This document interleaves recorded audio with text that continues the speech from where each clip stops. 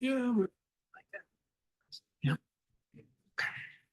Well, I'd be more ready if there was some jerky in the chief's office. Okay, are we on the record? Boy. What, Frank? Okay, I believe we're on the record. Good evening, everyone, and welcome to the South County Fire Board of Commissioners regular board meeting for November 19, 2024.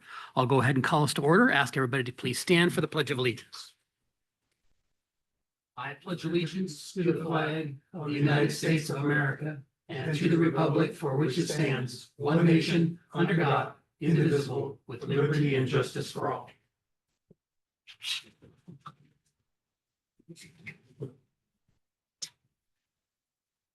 All right, Commissioners, next up is approval of the agenda. I have a change for the agenda. I'd like to add under item number 10, unfinished business, but before 10A, an executive session that will take up mid-meeting for executive session for potential litigation under RCW 4231.10.1I, and Attorney Rich Davis will be present for the executive session, and that'll be between 10 and 10A. Is there anything else for the agenda? Commissioner Kenny? Yes. The conversation real quick about the IL or the annexation between the city and the county. Yes, for the city of Mukilteo. City, Sorry. yeah. Yes. Where did you want that to be on the end all? If we can do it right at the beginning, old business, I don't think it'll take very long. Oh, so before the executive session on that? Yep, that'd be fine. Okay, so now after 10, but before the executive session and before 10A, we'll add an extra item. And this is City of Mukilteo ILA, is that right? City of Mukilteo, Snohomish County ILA annexation. City of Mukilteo, Snohomish County annexation ILA? Yes, sir. Yes, okay. We'll add that on also in that spot. Anything else for the agenda? If not, I'll move the adoption of the agenda as amended. I'll second. Second by Commissioner Chan. It's been moved to seconded to adopt the agenda as amended. Is there any discussion on the motion? Any discussion on the motion? If not, we'll move to a vote. All in favor, please say aye. Aye. Opposed? Passes unanimously. That takes us to item number 4, which is the consent agenda, consisting of items 4A and 4B. 4A is the October 2024 payroll summary and authorization, and 4B is the November 19, 2024 claims voucher totaling $1,179,386.40. I will move the adoption of the consent agenda items. Is there a second? It's been seconded by Commissioner Teofilak. It's been moved and seconded to adopt the consent agenda items. Is there any discussion? Is there any discussion? If not, we'll move to a vote. All in favor, please say aye. Aye. Any opposed? Passes unanimously. Commissioner Fernhoff, I'm going to take you as affirmative on that vote. Okay, moving forward in the agenda then to item number 5, which is approval of the meeting minutes. We have the meeting minutes in 5A for November 6, 2024 regular meeting, and in 5B for November 12, 2024 work session. I'll move the adoption of both sets of meeting minutes. Is there a second? I'll second that. Seconded by Commissioner Chan. It's been moved and seconded to adopt those 2 sets of meeting minutes. Is there any discussion on the motion? Any discussion on the motion? If not, we'll move to a vote. All in favor, please say aye. Aye. Any opposed? Passes unanimously. That moves us forward on the agenda to item number 6, which is public comment. Is there any request for public comment? Starting first in the room here, any request for public comment? Any request for public comment? Not seeing any request for public comment. Let me ask Ms. Blankenship to scan our Zoom website and see if there's any request for public comment on our Zoom platform. There is not. Thank you, Ms. Blankenship. No request for public comment on our Zoom platform. I'll come back to the room. Any request for public comment in the room? Not seeing any request for public comment. Thank you. We will move forward in the agenda then to item number 7, which is the Fire Chief's report. Good evening, Chief Eastman. Good evening, Chair Kenny and the rest of the board, public and liaisons. We only have a couple things for Chief's report tonight. First, I'll turn it over to our Director of Communications, and after that, Chief Maxwell. Christy. Thank you, Commissioners. We have some exciting news to share about our ACT program, and that is that we have trained 25,000 community members in the ACT to Save a Life program. So that is 25,000 people who've been trained to administer an antidote for overdoses, 25,000 people who have been trained to apply a tourniquet for bleeding control, and 25,000 people who have been trained to perform hands-only CPR and how to use an AED for someone experiencing cardiac arrest. And we know that this program makes a life-saving difference in our community. One of the reasons we know that is that South County Fire's overall cardiac arrest survival rate is double the national average. We actually have a rate among the highest overall cardiac arrest survival rates in the entire country. Part of the reason that rate is so high is, of course, our scientific approach to responding to CPR calls and cardiac arrest. We send a minimum of 9 firefighters to these types of calls, each firefighter with a very specific role, all firefighters working together with a very specific goal.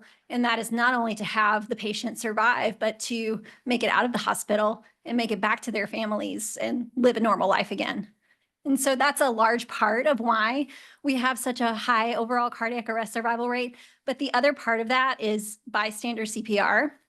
Bystander CPR can triple someone's chance of surviving a cardiac arrest. And so we thank the 25,000 people who have trained in hands-only CPR to be able to help us save lives.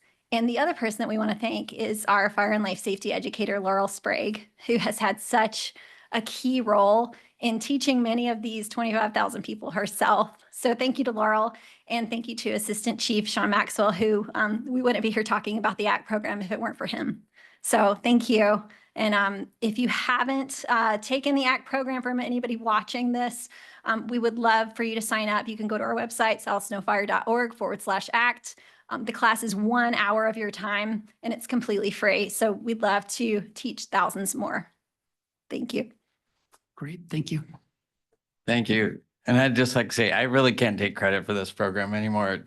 It was a tiny seed. Now it's like this huge oak tree. So just tremendous work by the team. So they've taken it and made it amazing. So great job with your team there. Thank you. Commissioners, what I am going to quickly brief you on tonight is the state auditor's office does performance audits. And this is under actually the same branch that did our cyber audit. So they are going to do, and this was put in the legislation that we all passed in 2013 to do a performance audit. And basically what this is they went out to stakeholders and they said, what do you want to learn about community paramedic programs? And so we've been talking with them and we said, we would welcome any kind of audit. They wanted to work with established programs in the state, and they've reduced it down to 3 questions, basically. Where are the community paramedic programs located? What types of programs exist? How are they funded? Actually, that was one of their questions.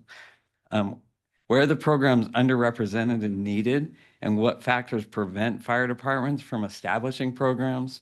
And then finally, what opportunities are there to systematically measure program success?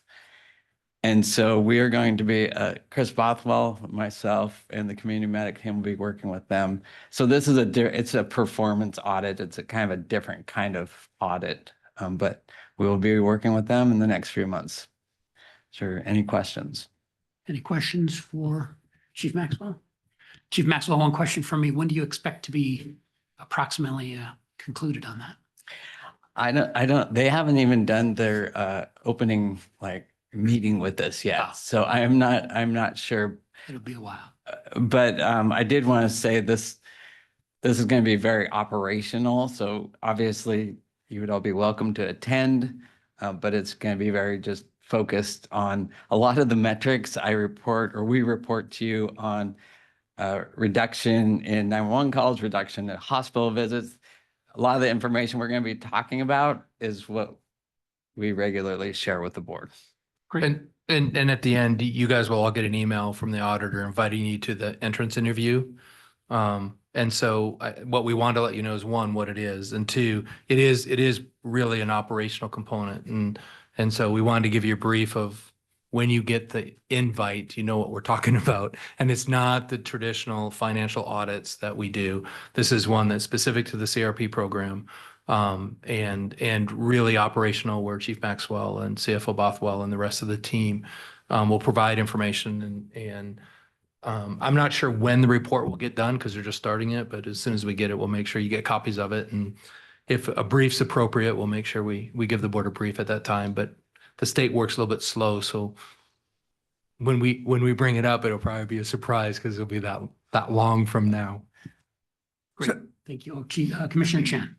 So you haven't had the entry meeting yet? No, sir. Okay. So we really don't know when we'll be in? I don't, have they set a date, Chris? Okay, no, I think financial and performance should be hand to hand.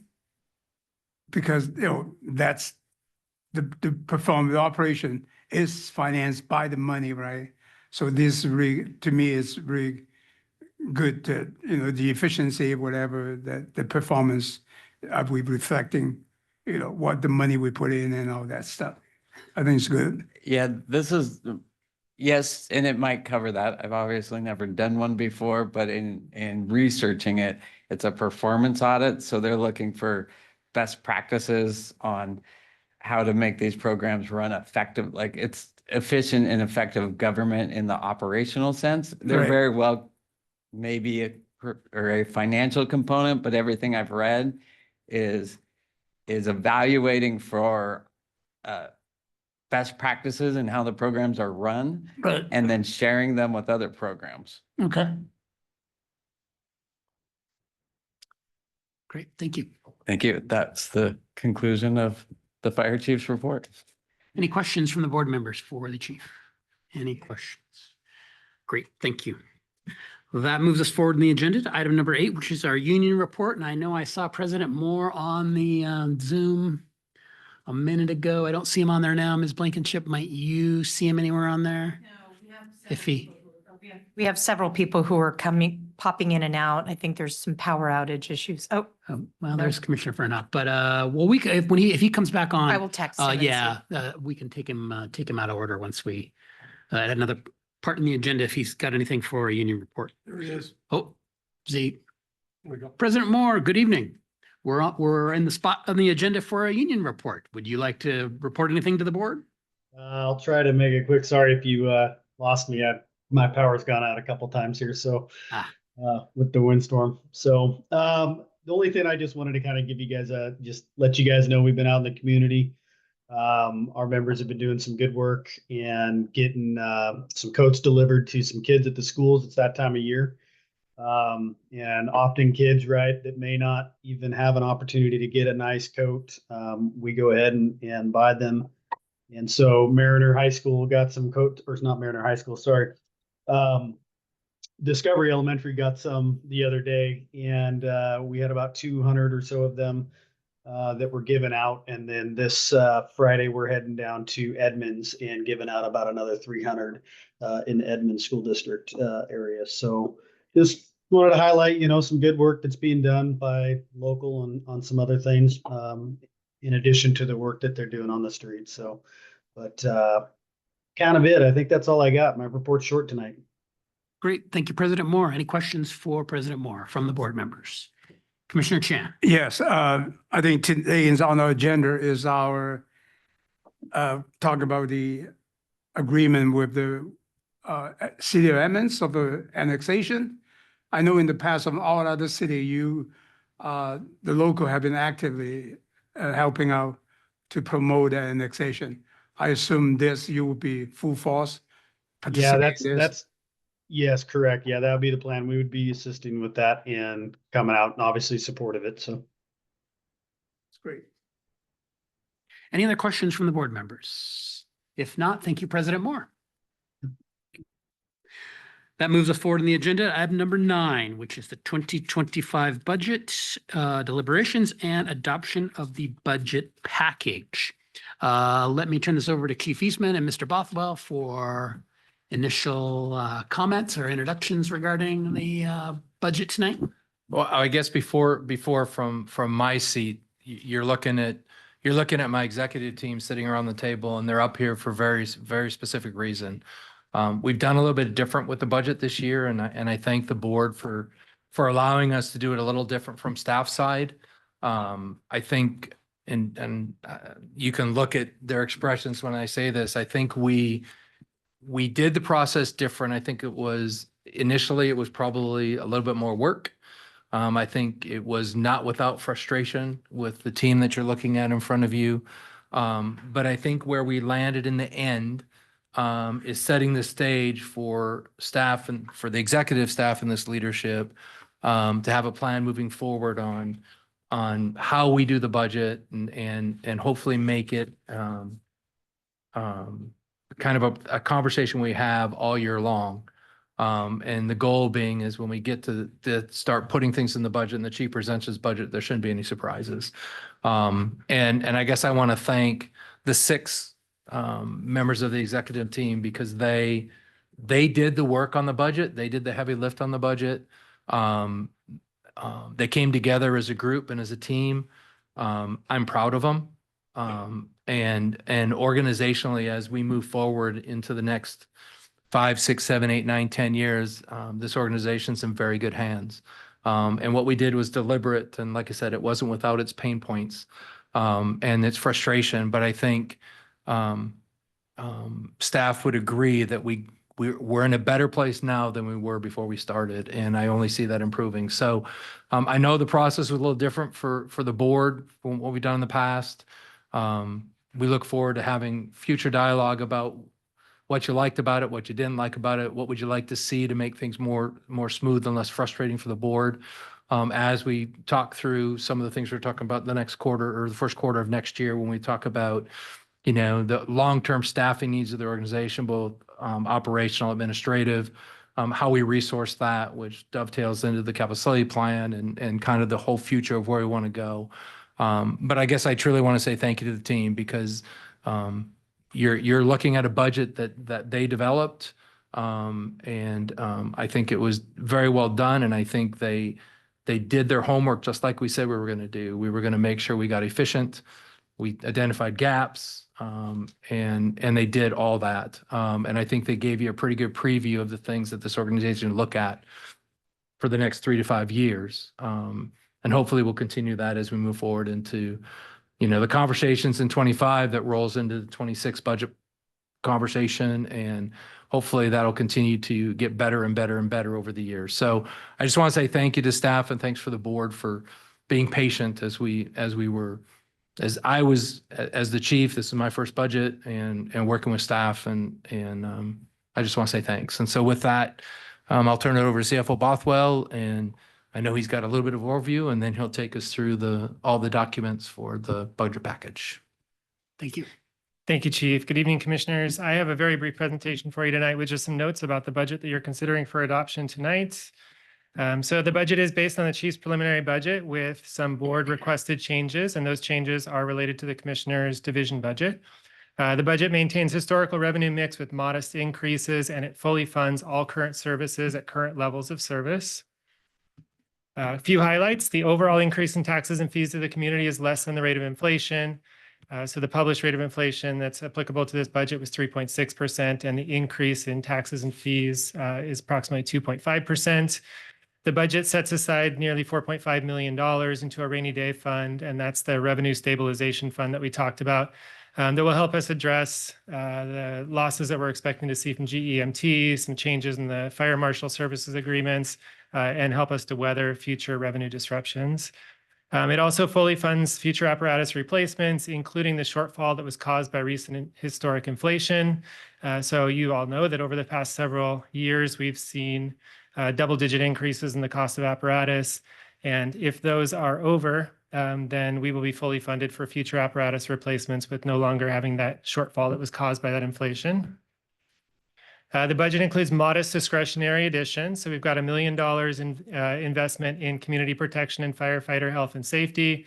And then there's another $310,000 investment in efficiency and effectiveness of headquarters operations. and the budget is balanced and all financial targets and commitments are met. And those are our own internal commitments and also our external commitments. There are no notable challenges that have been identified that we are leaving, not addressing with this budget. A few of them that we came into this budget season with was the the expected losses in GEMT revenue, the expiration of the benefit charge, and then the shortfall in funding for apparatus. And all of those have been dealt with in this budget. So nothing else has popped up. And so there are no notable changes or challenges, excuse me, lingering after this budget.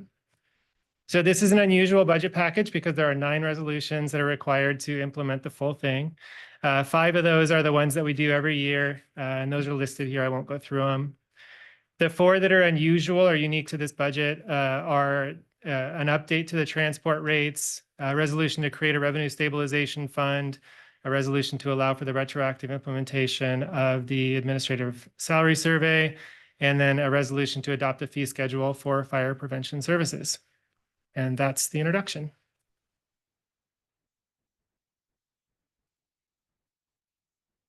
Great. Mr. Bothwell, anything else for the 2025 budget? That's it. Okay. Turning to the board members then, actually, let me go back to Chief Eastman. Anything else for the 2025 budget? No, Commissioner Kenny. Okay, back to the board. Before we get into any motions, any discussion or questions generally about the 2025 budget from the board members? Or questions for Mr. Bothwell or Chief Eastman? Well, I just wanted to make Go ahead. in general comments. Now's the time, yes. Yeah. Okay, I think I agree with you. This is you guys, changing it as a whole package. And also this is the largest budget I've ever approved. So I think if next year will be continuous is the budget. So I think I'm talking about more the process itself. Since I cannot be individually voting, so if I could do that on the $310,000 for the improvement, efficiency, and effectiveness of headquarter operations, I prefer that you have done more. Really, during the last meeting, I asking what it is, who they are, what that is, because I assume there could be more. I appreciate that you took the initiative to realize there's an area that we can work on it. But for budgeting process, I would rather have more in-depth about what that number is rather than throwing $310,000. Because to me, I would want to emphasize from now on, we should be budgets versus actual, so this doesn't show. So I'd rather you go and do it and then come back with a more solid number. So that's my comments on that.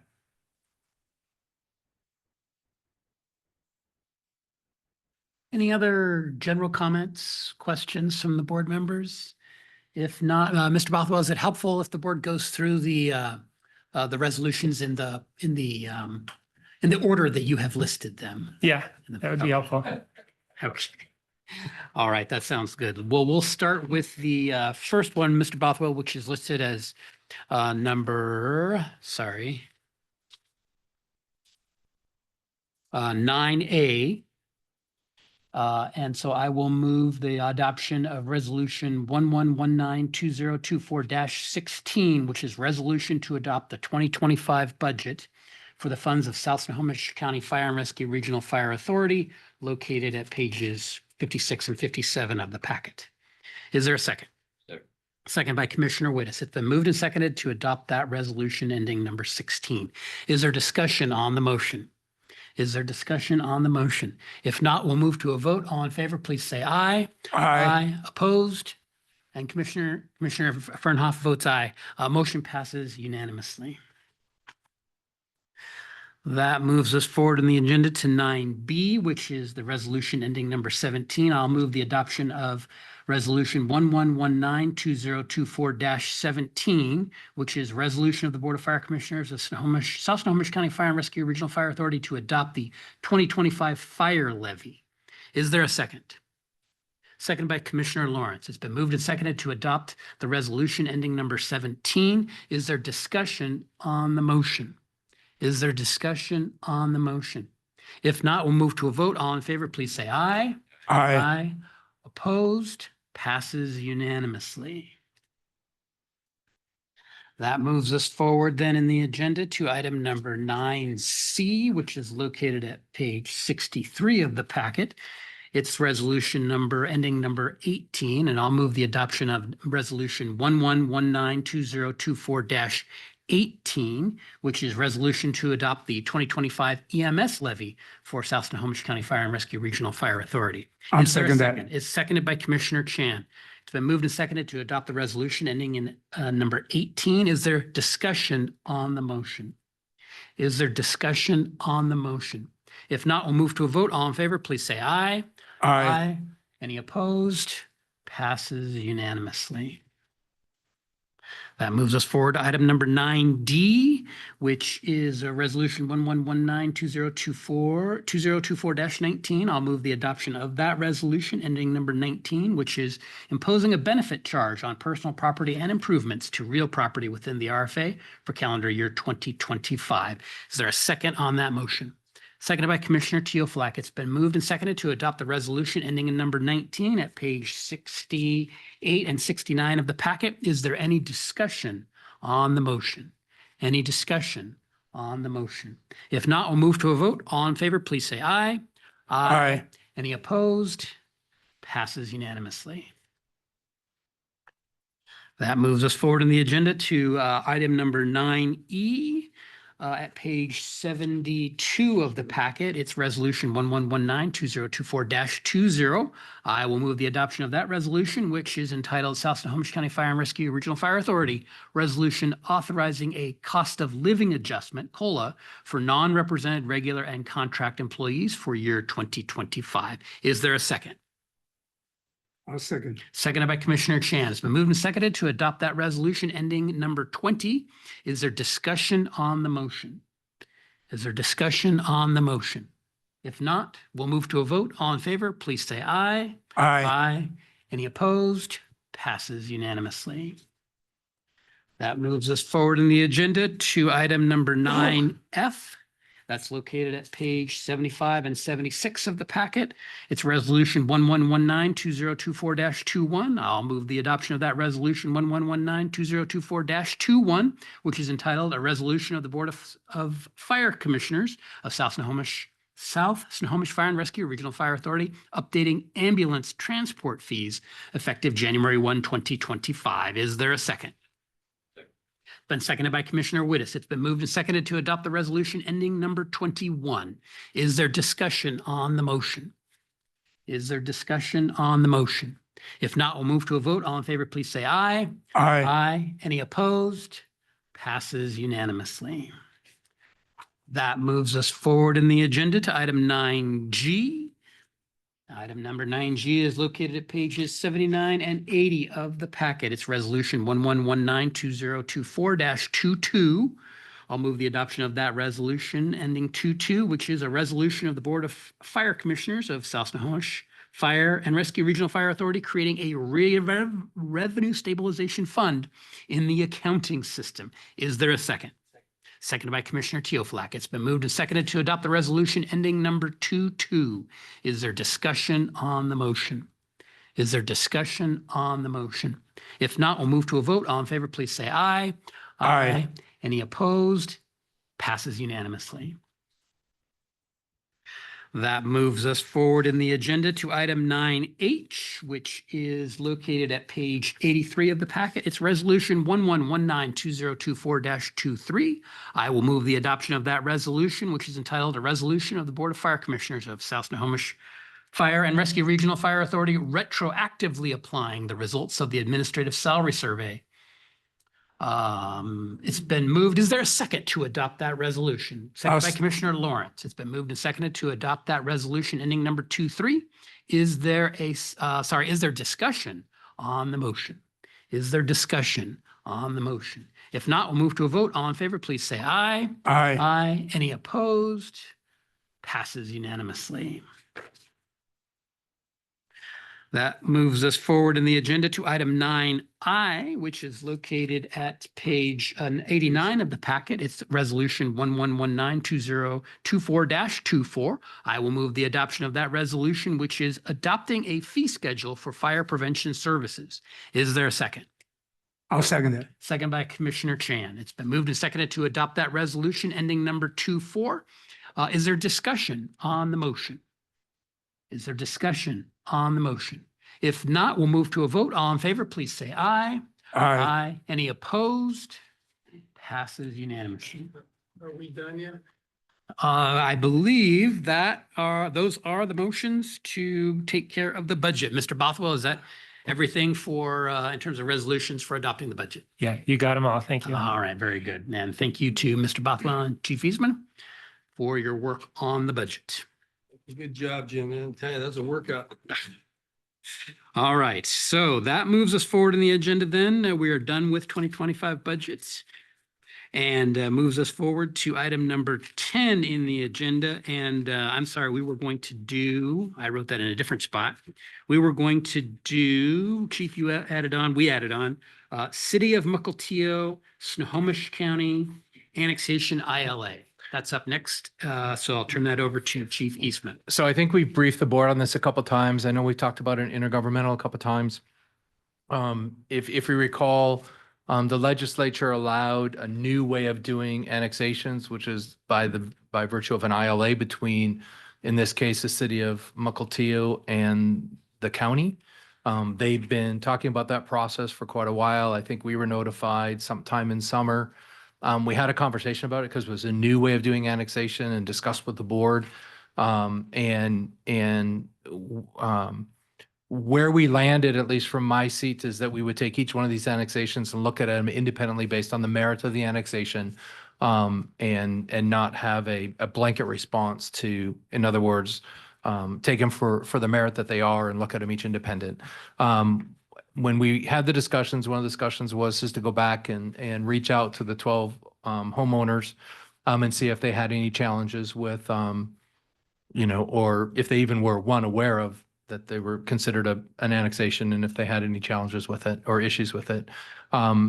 We had all but one of the residents did not live in the residence that was in the annexation area. We chose to send a letter correspondence, and Christy and her team did that. We had no responses back. We gave them, I think, just over 2 weeks to respond back. And so where we are now is I think I've had some conversations with Mayor Marine, and I relayed back to him that we didn't have anybody from when we corresponded out that were no's or wanted to block, and really we didn't have any feedback. And so where we are now is I think the city has a public hearing, and I don't remember if it's next week or the first week of December. But where we are is, and my understanding is that if the board is okay with the interlocal agreement annexation between the city of Mukilteo and Snohomish County, we just need to have a motion that basically says we're okay with it and we're not opposed to it. And that's all that's required of us, according to city of Mukilteo staff. And then they can move on with they have to get that from a couple other junior taxing entities, but then they can move forward. And if nobody opposes, then the ILA method will be the method that they do for the annexation. Now, remember, we talked about it before, the annexation would have been done, and I want to say, in this case, it's either the 1st of August or the 1st of October for the city to collect tax revenue in the following year. So we, the RFA, as virtue of where it's at, we will collect tax revenue for that area for 2025. And my assumption is that the annexation will occur sometime shortly, whether it's before the end of the year or right after the first of the year. And then in 2026, that small annexation then would no longer pay taxes to the RFA and would be taxes to the city of Mukilteo. Questions or comments from the board members? Commissioner Chan, did you have something? Yeah, I just want to make a comment. I think the intergovernmental committee look at that, and to me, it is a friendly gesture to the neighboring cities, and we want to keep good neighborhood, good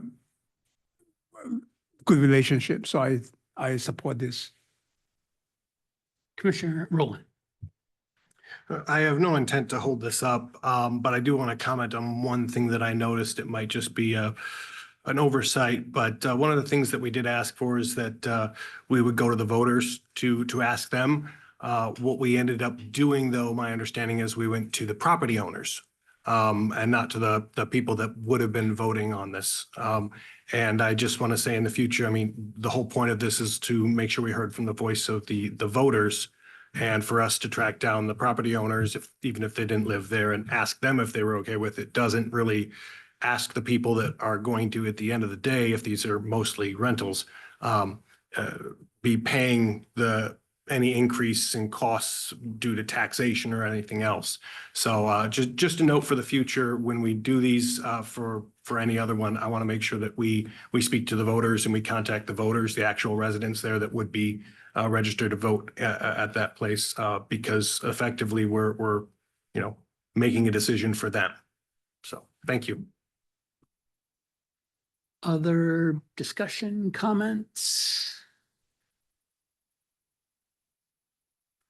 Well, I think we're ready for a motion then. I would move that we, the board, not oppose the current November 2024 Mukilteo annexation and the Mukilteo Snohomish County annexation ILA. Is there a second? It's been seconded by Commissioner Wittes to not oppose that annexation. Is there discussion on the motion?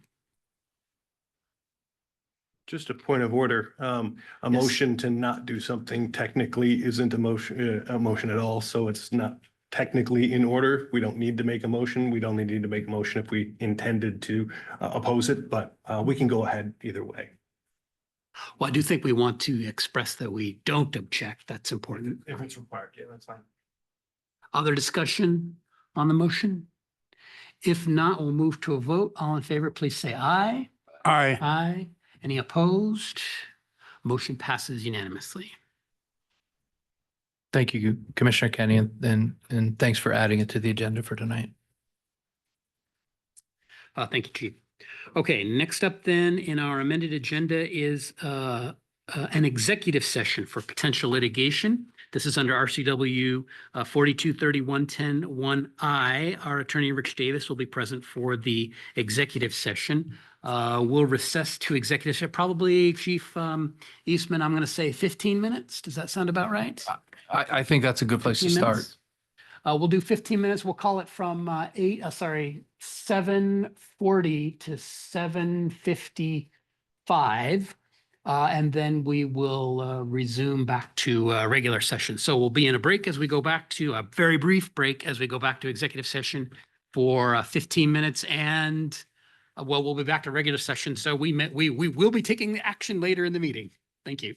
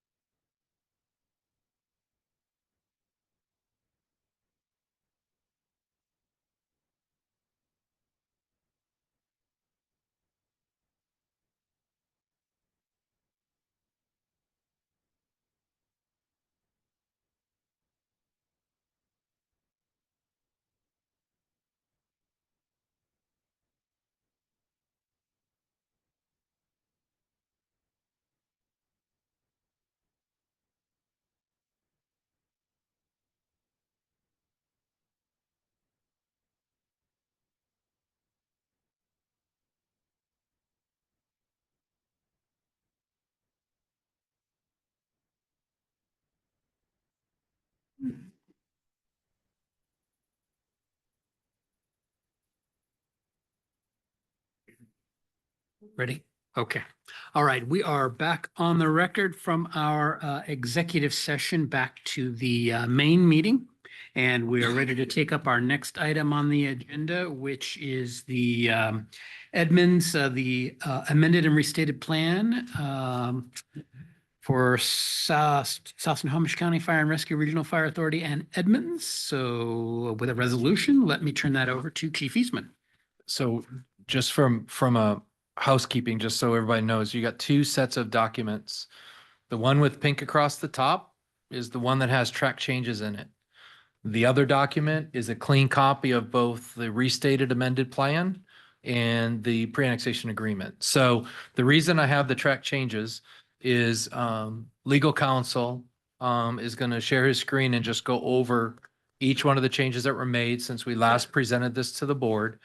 And give a little bit of rationale and where Chief Witt or Commissioner Wittes and I, or anybody else who's at the meeting can give a little bit of input. And so just, so this is the document you want to follow along with, and the PDF that legal counsel has is, well, it's page for page. And with that, I guess I'll pause and turn it over to Commissioner Wittes and have him start from staff's perspective. Just to reiterate a little of that on the changes that were here, the one we did at the last meeting that everybody got a copy of, that was the same thing. So everything's in here. What was different is at the last meeting we had yesterday, we had a few items in there that were added by the attorney. Their attorney, they had some requests that went back and forth to our legal, and that's what our attorney will be talking about tonight. With that, I think our attorney could go ahead and take it. Okay. Thank you. Can everybody see the document on the screen? Yes. Okay. Okay, so what I'm going to do is just go down each of these documents and discuss the revisions. Now, I do want to say at the front end, there are some revisions that we just happen to notice, some cleanup revisions, some revisions, and I will highlight which is which. Some revisions were suggested by the city, received those revisions this morning. Our team met, discussed those, and we have, in certain cases, we have accepted either the suggested language or similar language, and in other cases, we have not accepted it. And I'll point those areas out where we have not, so that the board can make an informed decision on moving forward. And so with that, I will go down the RFA plan revisions are fairly easy to deal with. If I go down to page 16 to start with, you'll see the first revision.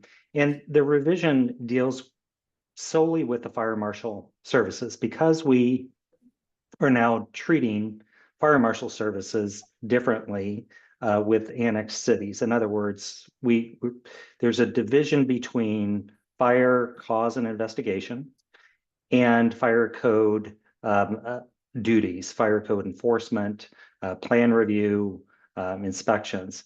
The former, the fire cause and investigation, we are required by statute to provide. And the others, we are not statutorily required to provide, and therefore we enter into an interlocal agreement. And we're doing that with each of the cities that have annexed into the RFA. So what you see here is just a statement to that effect. It's just bringing the language current to the current practice of South County Fire. So there's a change on page 16, 8, and all of these changes are the same. If you turn to page 18, that's the provision that deals with the city of Mill Creek. Page 20, the city of Montlake Terrace. 22, again, language is the same, city of Briar. And then on page 25 deals with the city of Edmonds. And then, so that language, as I said, is just kind of aligning our current practice, the RFA plan with the current practice. The only other change is on this same page, page 25 of the RFA plan. And it deals with Station 17. And as you know, Station 17 is on a larger parcel of property, which has other city facilities on it. And so it is the one station where South County Fire would have a lease or a use agreement, as opposed to being quitclaimed the title to the property. And so what this provision says is that if at some point South County Fire ceases to use the station and relocates to a different station, the city has a right of reversion to require Station 17. In that language is just clarifying what I think we had already intended. The only other change was in page 30, and that clarifies that Station 17 is subject to a use agreement. Let me just scroll down there. And I'm sorry, I don't know how to change the angle there, but anyhow, Station 17 is subject to a use agreement. And I believe that is, oh, the only other change is the city has an equity interest in the fire station. And we did make a change down at the bottom that that equity is adjusted by inflation, as described in the pre-annexation agreement. And I will talk about that when we get to the pre-annexation agreement. So that concludes the changes that have been made to the RFA plan. And before I move on, let me stop and see if there are any questions on that. Questions from the board members for Mr. Davis? Any questions? No questions, Mr. Davis. Go ahead and continue. Okay. So then we turn to the pre-annexation agreement. And the highlighting, or I'm sorry, the language that is in blue is language that was suggested by the city attorney. And then you'll see language in red. That was language that I have drafted. And so the first whereas paragraph is just some clarifying language about the agreement that we are operating under with the city of Edmonds. June 1st, 2025 has been inserted as the annexation date in the next whereas paragraph. And then the next substantive change is down in paragraph 2. And this is just a clarification again. If the clarifies that if the annexation measure fails at the April 2025 election, and the city decides it will not run another measure by April 2026, then the original interlocal agreement, which is in effect now, continues until the end of 2025. And that's always been the intent. It's just clarification language. Section 3.2.2. This deals with transport fees, and what it says is that upon the annexation date, the RFA is entitled to all transport fees for those transports that originate within the city limits. However, during 2025, the RFA has agreed to credit those transport fees against the remaining contract payment owed by the city. And in order to address some concerns by the city that there's been some disagreement about what the term transport fee means and whether it includes GMT monies, the city was concerned about preserving its rights so that we could resolve that issue at some point in the future. And this last paragraph, or the last sentence in this paragraph, simply says that the term transport fees as used in this agreement is interpreted the same way as in the original ILA. So however we resolve that issue in the future is going to be consistent. Section 3.3 deals with what happens if the annexation measure fails. If it fails in 2025, then the city had proposed language, which isn't shown here. And this is one of the areas that I want to bring to the board's attention. The city's proposed language was that if the annexation measure fails in 2025, then at the option of the city, the parties would enter into a temporary agreement beginning January 1, 2026. Our team discussed that, and because the city indicated that they wish to have the option whether or not to enter into that temporary services agreement, it was decided that it would be fair and equitable for both parties to have that option to enter into the temporary services agreement. So what you see here in this language is that the temporary services agreement would go into effect if we have mutual agreement of the parties. Again, this is if the annexation measure fails in 2025. Let me stop at this point and just see if I have any questions up to now. Any questions for Mr. Davis so far? Mr. Davis, no questions. So, Yeah. oh, Okay. sorry. Wait. We have Commissioner Chan. Commissioner Chan, go ahead. So what happened if they don't want to get into, so what status are we in then? I think your question is if the city decides they do not want to enter into the temporary services agreement, what would happen? Mm-hmm. The city would have several options available to it. Conceivably, it could contract with another provider. The other option that it may be exploring is reconstituting its own fire department. Those are the two that are most likely, I think, Commissioner Chan. So, yeah, so on what day then we will totally not obligated to provide a service? So South County Fire would still be obligated to honor the original ILA, which terminates on December 31, 2025. Okay, so on January 1, then we just leave. All right. That's correct. South County Fire would have no obligation to continue service beyond that date. Of Okay. course, there may be, the parties could get back to the table and negotiate a different agreement. A different agreement. Or, Presumably, that's another option, right? okay. Okay. And then we go down to section 9.2, I believe is the next change. And 9.2 is, it was brought to our attention by the city attorney that, we've used arbitration as the dispute resolution process in the other agreements.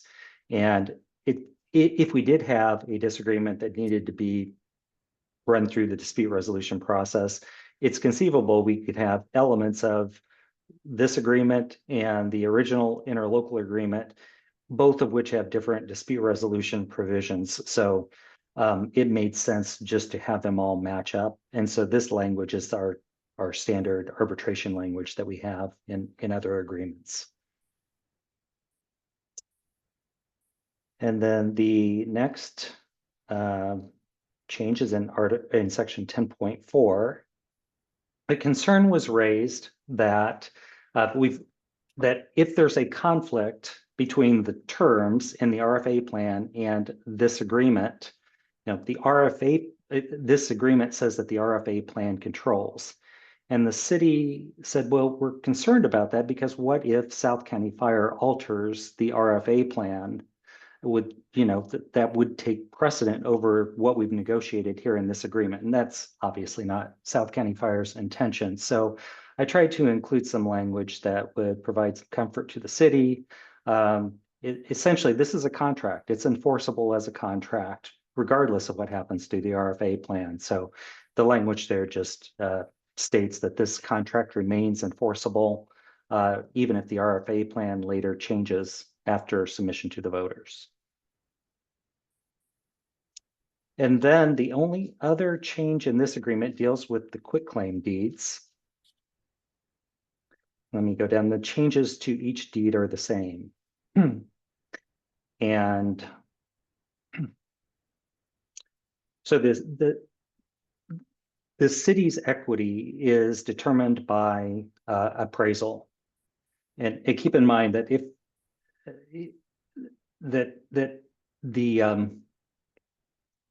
this is triggered, this is the reversionary interest. This is triggered if the RFA ceases to use a fire station as an active fire station. In that case, the city has the right to repurchase the property.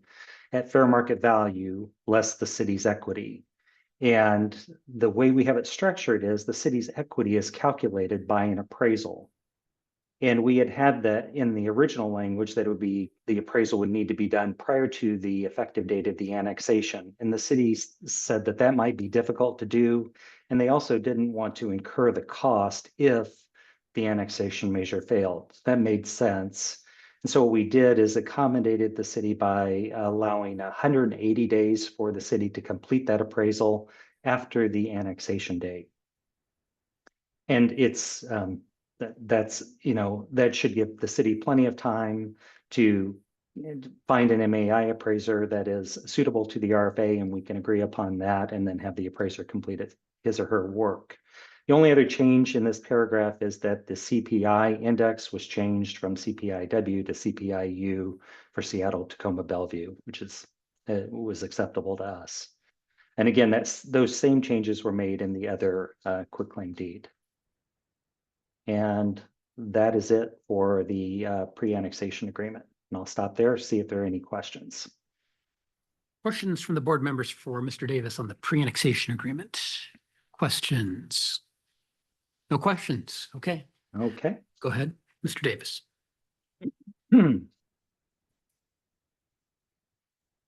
Get down to the temporary services agreement. The city asked for the fourth whereas paragraph to be removed from this agreement. That fourth whereas paragraph indicated the city, if the annexation measure failed at the April 25 election, the city intended to bring that measure back to the voters after conducting some outreach and education. The city asked for that to be deleted, and we've done so. And then the next change is down in section 3.4. And this was a cleanup that I noticed. This was kind of a hangover from the cost model that we have used in the past, but now we're moving to a parity approach for the contract payment. And so this language was no longer needed. It deals with it. There's a change in the level of service that's required by the city. If the city requests a higher level of service, then the parties would simply get back together and equitably renegotiate the contract payment. Section 5.1 is also some cleanup language.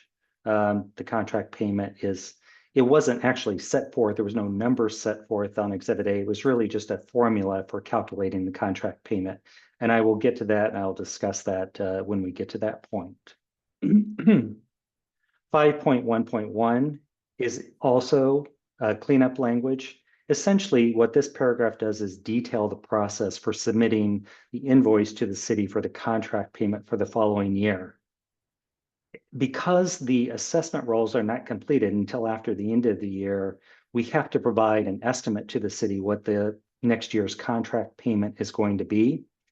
Then, once we get the final assessment roll from the county, we can give an accurate contract payment number to the city and true up the difference between the estimated and the actual. And so this just lays out the process for that to happen. And so that deletion to 5.2.1 is just part of that cleanup process. It's all the same. I move that language up. And then the next, there's some formatting notations here, but the next substantive change is in section 11. And there's no change that we've made, but I do want to discuss this because the city indicated both at our meeting yesterday and again with my discussions with the city attorney that what the city wants is similar language upon termination of this agreement to what is in the current ILA. And essentially in the current ILA, there's language that allows the city to repurchase the equipment and rolling stock that is used in the city. And our language has in this agreement, the temporary service agreement indicates that the RFA can sell that at its option to the city. And so the choice does belong to South County Fire. The city attorney I had a lengthy discussion yesterday at the meeting indicating that this was an important issue for the city. There are reasons why, operationally, why South County Fire would want to have the option to whether or not to sell certain pieces of equipment or rolling stock to the city. And what this language does, we feel, is it preserves our ability to continue to provide the service that we are expected to provide to South County Fire citizens. And it also opens up the opportunity for discussion as to the parties' respective needs at the time this agreement terminates. And so even though it's at South County Fire's option, there would obviously be a discussion between the parties as to whether the city needs any equipment. If the city, for instance, decided to go to a different provider, then presumably it may not need any equipment at all. But this language allows for that discussion to take place. I do want to say, though, that this was one of the areas the city pushed back very hard on. And so I just want to highlight that for the board. And let me ask, before I move on, Chief, was there anything else you wanted to add on this? I don't have anything else to add. No, thanks. Okay, all right. And then the only other change in this agreement deals with Exhibit A. And this is more cleanup than substantive.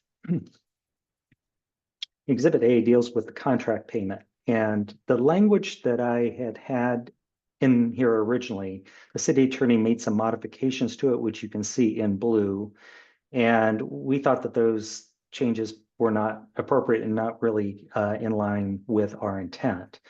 And so I clarified this of how the contract payment is to be calculated, essentially using the RFA's levy rate, fire levy rate, the EMS levy rate, times the city's assessed value, plus the amount that the RFA would receive from the benefit charge if the city had annexed into South County Fire.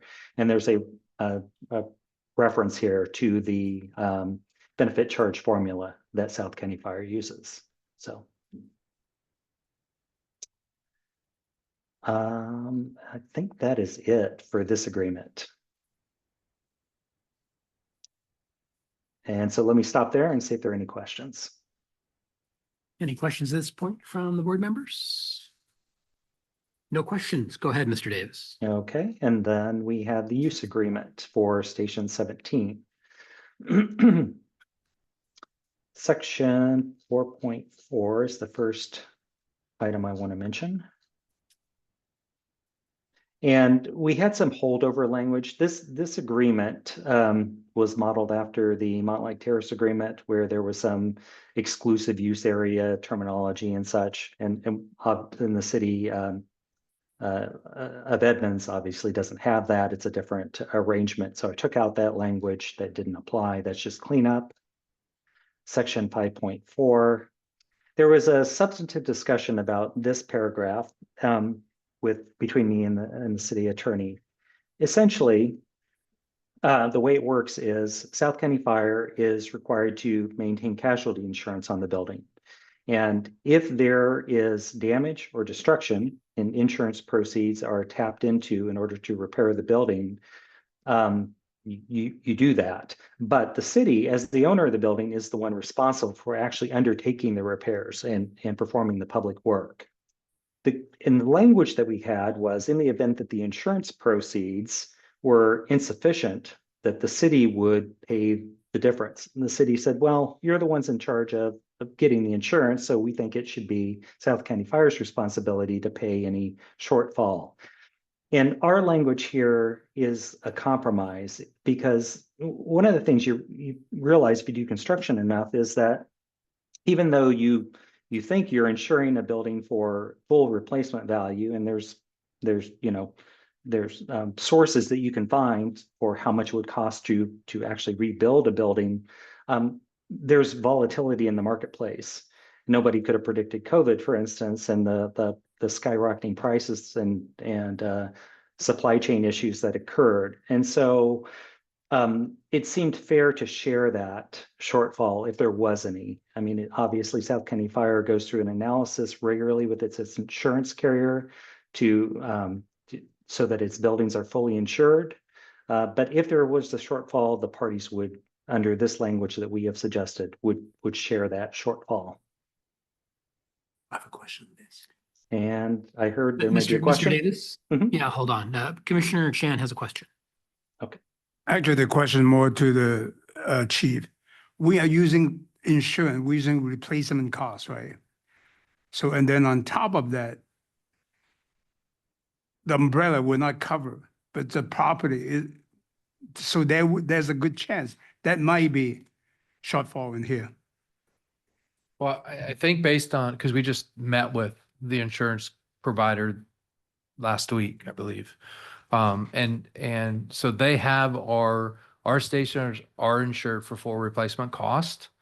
And we had a long conversation about that. And I think I'm comfortable to say that if we had something happen and we had Station 17 insured with full replacement costs, like we clearly would if we enter this into this agreement, that I'm confident, and I'm looking at the rest of the folks that were in the room, that we'd get full replacement of the building as it sat and as it existed at the time it was destroyed or not serviceable. That's one of our two duties is to analyze exactly that on all stations. So one of the things that we're doing, and this, I forgot about this, is that we are insured, but we actually ask the question as we work with our current insurance carrier to make sure that we're insured appropriately. In other words, we looked at some of what the insured value is on the stations, and they vary depending on age of station, all that. And if you look at some of our older stations and the value, and you're talking about replacing them, so we're working with the insurance carrier to make sure that we adequately have those valued and understand what replacement costs would be, and to ensure that I can answer your question when we're done with that process. Say yes, we would be fully So I'm fully just- insured for replacement. I just want to know that our exposure on that is not that high. I think it's very limited, and I think we're Okay. going down the path to ensure, obviously, there's always risk. Right. But I think we're doing our best to minimize it Okay. to the best of our ability from staff's perspective. All right. Thank you. Okay. Go ahead, Any other Mr. questions? All right. Our next changes in 7.1, we had a placeholder for parking, which we did not need after yesterday's discussion, so we deleted that.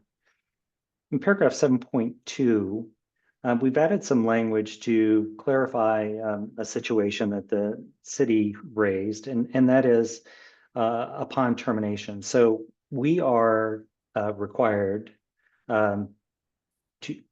I'm sorry, let me back up a second. If we make capital improvements to the station, suppose that we do so, we're entitled to recoup the cost of that upon termination. If we terminate this agreement, we're entitled to get some measure of those capital improvement costs reimbursed to us when the building goes back to the city. We'd originally had some language in here that we used in the Montlake Terrace situation, and it really tried to simplify the calculation. It basically said, if we make a capital improvement within 10 years preceding the termination of the agreement, we would get a share of that cost back. And then after that, we just wouldn't ask for anything back. The city suggested instead that we get the cost less depreciation. And so we did not find that to be an objectionable request, and so we added language to that effect. All right. And then the next change is in 8.4.2. And this deals with if the city were to terminate this use agreement,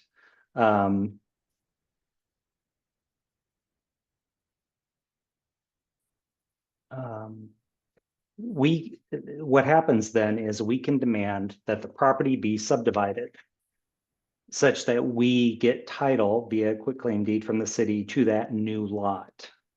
And the city indicated that, well, that's fine, except that if you cease using that facility in the future, we should get a reversionary interest to the building. And the question is, this is different than the other two stations because we don't currently have a legal lot of record. And so the question is, what is the city's equity in the building? And there's really two ways, I suppose, of valuing the equity. The city suggested that we could do a retrospective appraisal. In other words, let's say this happens 20, 30 years downstream, you'd have an appraiser go back in time and say what this new lot would have been worth at the time that it was conveyed to South County Fire. My suggestion was to just use the value of the building, the insured value of the building. It does not give the city any credit for the underlying land, but it seemed to be the method that was fairest and would involve the least amount of kind of guesswork or speculation. Because I do think that depending on when this happens, the going back so far with an appraisal just adds kind of a lot of speculation and to the process. So there's a bit of a disagreement on that issue, but again, we felt that this was kind of the fairest way to handle the city's equity in that, since there's no legal lot of record at this time. And I think that concludes, apart from some corrections to the City of Edmonds address, that pretty much concludes the changes to this agreement. Any questions on this before I move along? Any questions from the board members for Mr. Davis on this use agreement for the fire stations? Not seeing any questions. I think we're ready to move on to the next document. Okay, and then the last one is the fire marshal agreement. Get down to it. Okay, and then there's only one change that was requested by the city, and that deals with the indemnification language. That's in section 11. So this agreement provides that South County Fire will indemnify the city from all claims that arise out of its actions in providing fire marshal services. And the city had requested this language that is deleted here, including but not limited to the reasonableness of the fire fees and charges. We have not accepted that suggested revision because the city, well, the way that this works is South County Fire adopts a fee schedule. It is then incorporated, it has to be adopted by the city. So it's the city's action that actually sets those fees in place. And so it didn't make sense for us to indemnify the city for an action that the city was ultimately taking. And so we rejected that change in this version of the document. That's the only change that was requested by the city in this document.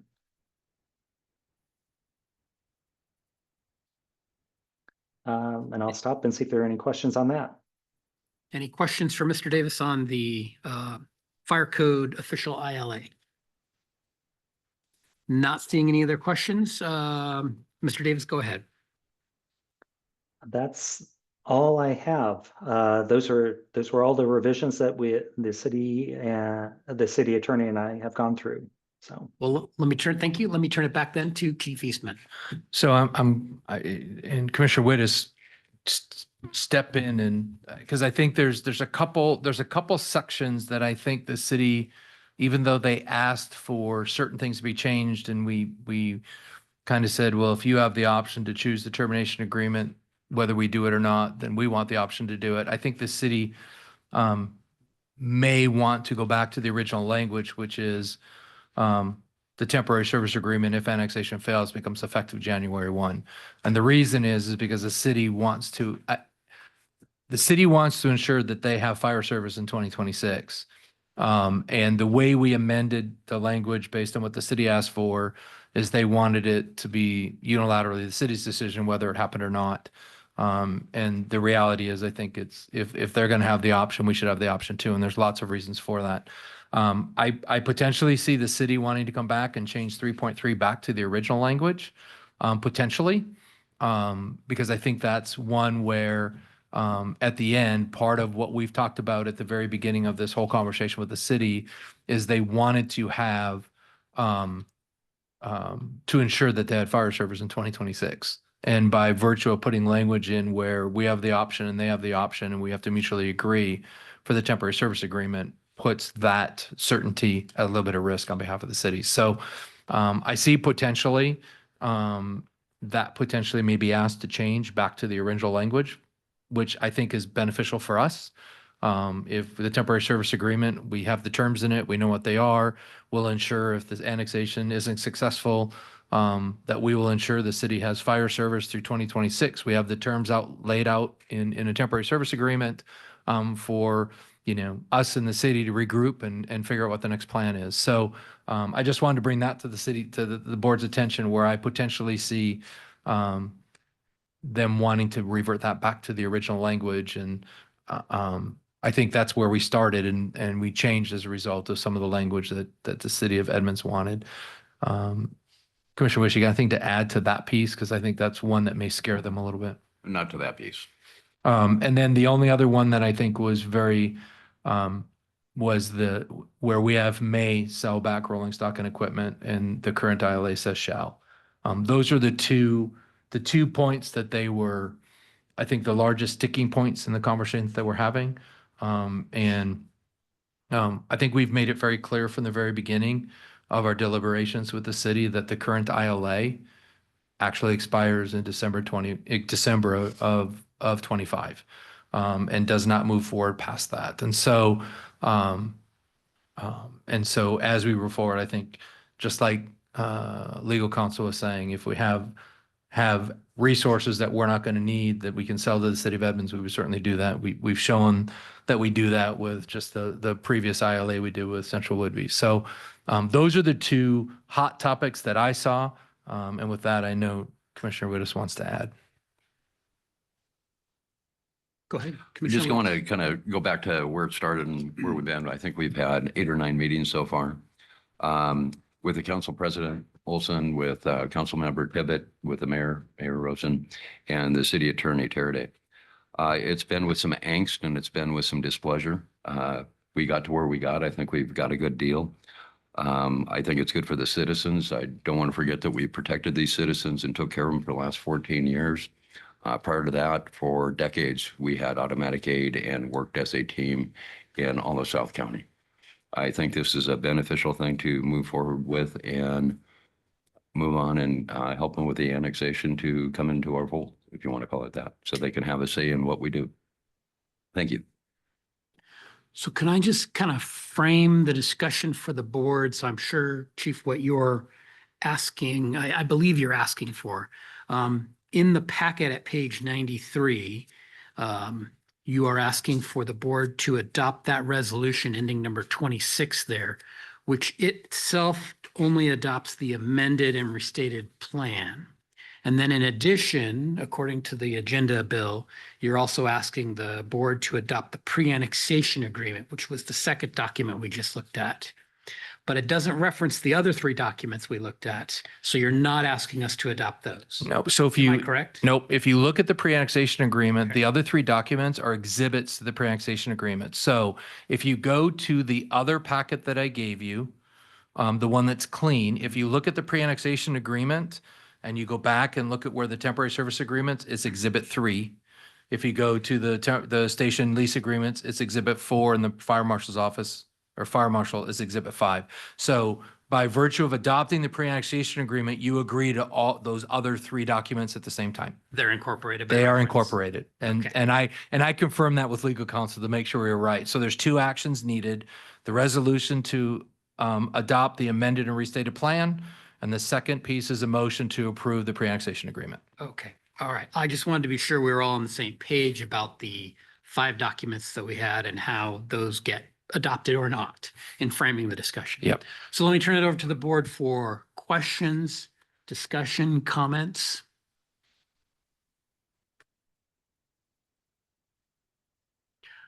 I guess I do have a question for Commissioner Wittes as chair of the Intergovernmental Committee. I take it from your comments that you support the adoption of these documents. Is that correct? Yes, I do. Okay. And Chief Eastman, you support the adoption of these documents? Staff does also. Staff does, okay. Any other question, discussion? If not, then I think we are ready for a motion. I'll go ahead and start with the first document, move that we adopt resolution 11192024-26 at page 93 of the packet, which adopts the amended and restated plan for South Snohomish County Fire and Rescue Regional Fire Authority. Is there a second? Second. It's been moved and seconded to adopt that resolution. Is there discussion on the motion? Is there I just want to make sure that we're adopting what we talked about with the revisions tonight with legal Yes. counsel and not the document that was in the packet. Yes, what we've talked about tonight. Discussion on the motion. Any discussion on the motion?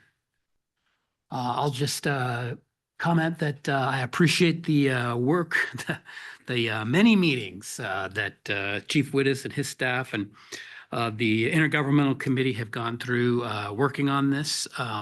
It is having in the past negotiated with the city of Edmonds. I appreciate all of your work because it is many meetings. So that's you never get everything you want in a negotiation, I guess. But it does seem like it puts the South County Fire in a fair position vis-a-vis the city, and I think it's also good for the city and also good for the residents of Edmonds. So obviously, I support the motion that I made. Commissioner Chan. Yeah, I want to echo that. I'm really glad that our chair, Commissioner Wittes, because he know the history, he did a lot of research. I don't know if you guys know that he is now a spreadsheets king too, to support all this stuff. So I definitely support this. Other discussion on the motion? Any other discussion on the motion? If not, we'll move to a vote. All in favor, please say aye. Aye. Opposed? Passes unanimously.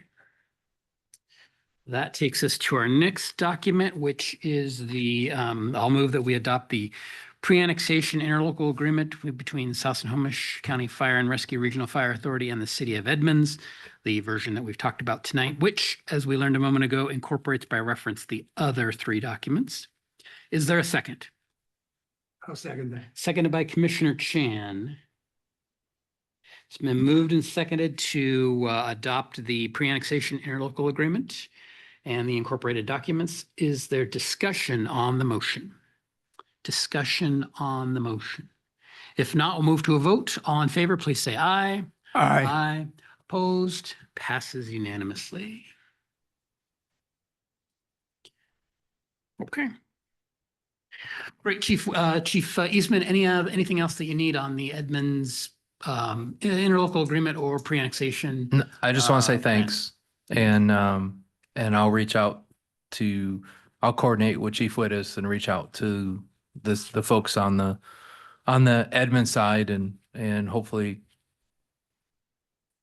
give them what I think is great news. So on behalf of staff, this has been a really good night from staff's perspective. So thank you again.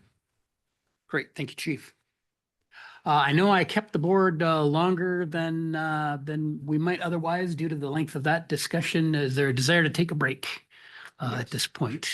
Yes? Yeah. Okay, let's take a 5-minute break and then we'll come back for our one shorter item and we'll wrap up the meeting. So we'll be in a 5-minute recess. Oh, do we have to go to executive after this too? No, We're no. done. We're all done. Well, we still have one more item.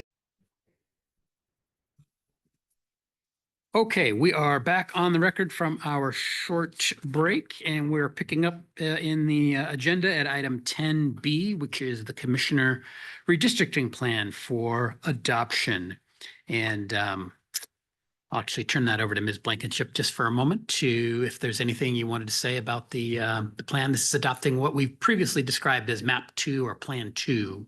That would be great. In our discussions throughout this year. And there is an attached resolution that's been prepared outlining all of the details of the necessary items that you need to approve.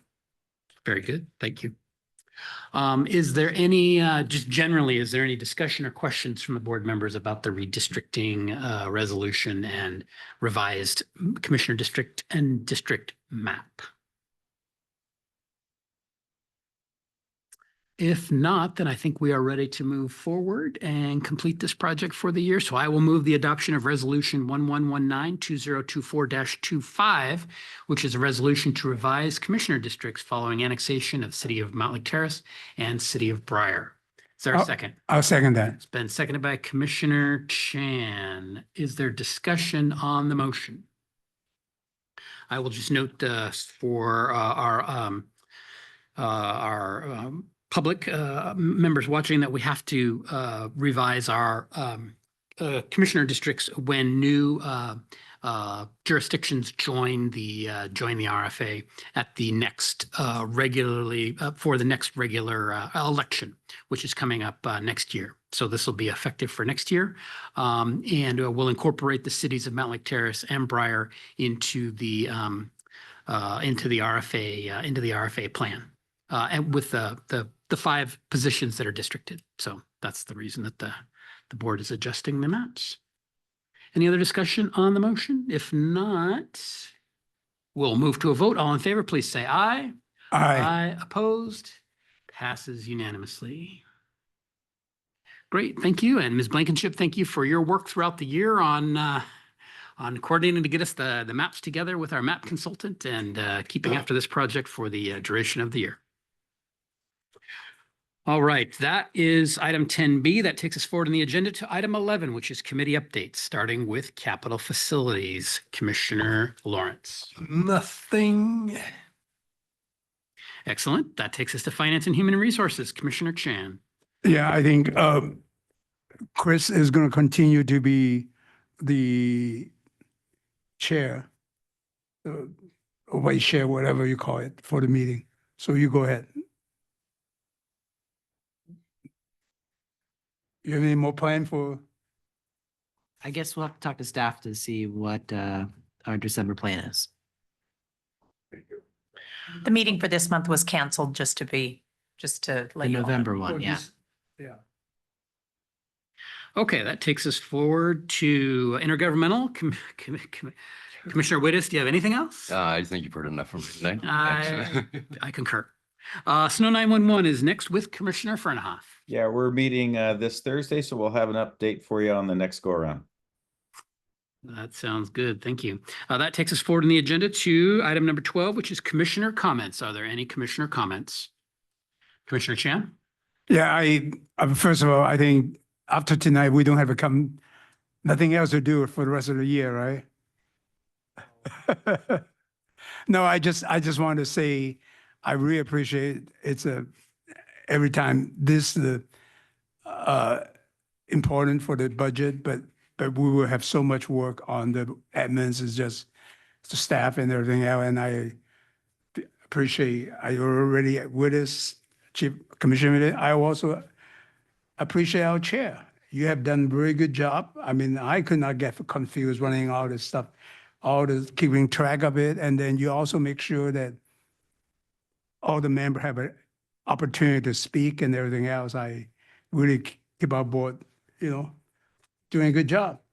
Thank you, sir. Thank you. You have to keep your job, Jim.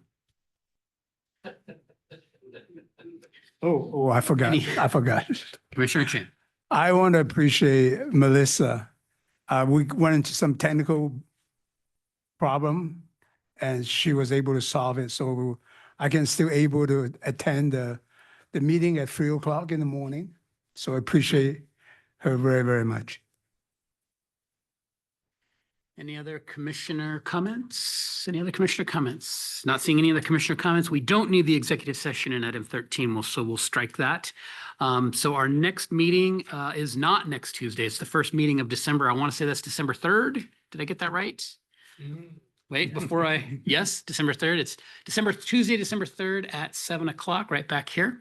So we have no other business for the board. Without objection, we are adjourned. And everybody have a happy Thanksgiving. Happy Thanksgiving. Very good. Thanks for jumping, guys. Thank you.